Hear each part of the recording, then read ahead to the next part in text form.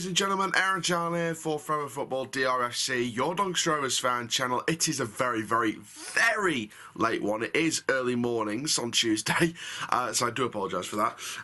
But this is literally the only chance I've had to do the review. But it is Sunderland. We lost 3-0. Terrible performance. Players weren't good enough. The usual this season. I'm going to do a separate daily reports talking about Radio Sheffield basically coming out and saying that it looks like McSheffrey could set to be the permanent manager. I will talk more about that in the daily reports. But yeah, on the performance, we just weren't good enough. We were not good enough. The fans, to be fair to them, fair play to the fans, man. They were up for it, shall we say. Yeah, I don't know. I don't know what's up with this squad. I will give some exceptions. We did have quite a few senior players out. So, on paper, I did expect this result. Obviously, I predicted the right scoreline, which is great. I predicted the right scoreline, but it's depressing that I actually predicted my own team to lose. But I was only going to be realistic. And I thought 3-0 was a respectable score. I think Sunderland could have got more goals. I think Sunderland made it look like a training exercise sometimes, especially in the first half. Second half, we looked a teensy-winty little bit better, but nothing really changing. We still can't score goals. We couldn't score a beer in a pub, even if we showed ID to prove that we were the right age limit. We still couldn't score a beer in that pub. It was ridiculously dreadful. I feel sorry for Ben Blythe.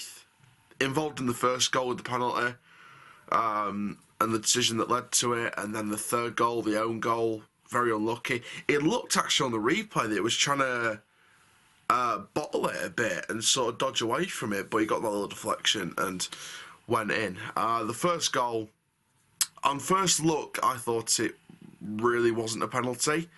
You could see, if people were in the south stand and were next to me, you could see my reaction, like other people's reaction. It wasn't a penalty.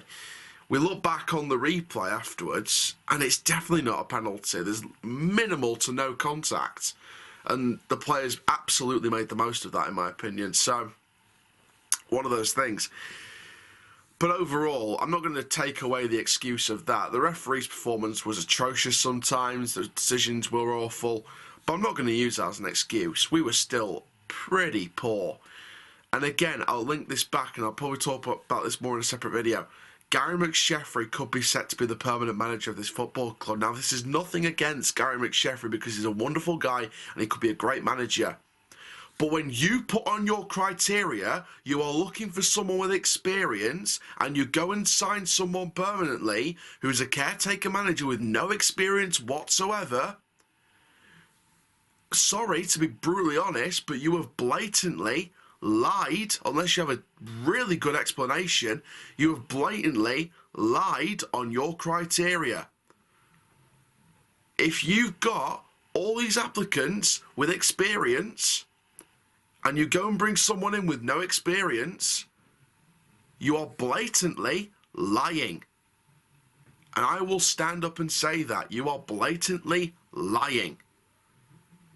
Someone like me that's backed you all the way through thick and thin, getting abuse for it. Other people have got abuse for it, for backing the board. And this is how we get repaid? Unless a decent explanation, we get repaid with more lies? If the January window doesn't end up being what we want it to be, we're going down, as if we're not down already. Even with half the season to go. I want to be optimistic, of course I do.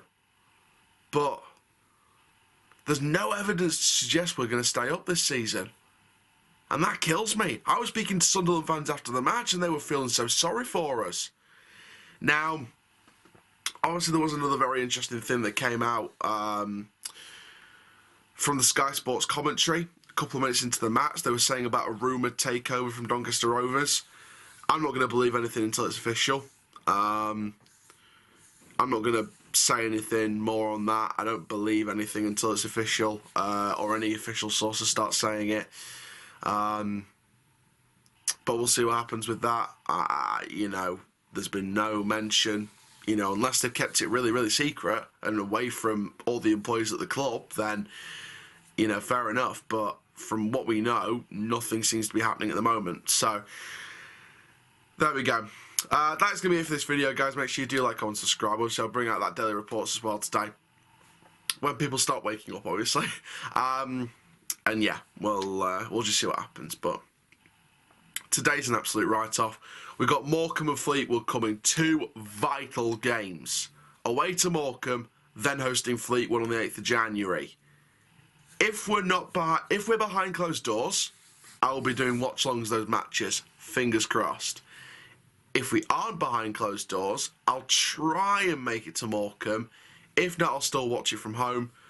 And the Fleetwood game, I can always be at the Keepmoat Stadium for that one. So, that'll be all, guys. Thank you very, very much for watching this video. Make sure you do like, comment, subscribe. And for now, I'm Aaron Chandler from Forever Football DRFC. Keep living the Rovers life. And that, my friends, full-time. Riverside die. Thank you very much. And I'll see you all in the next preview. But, yeah.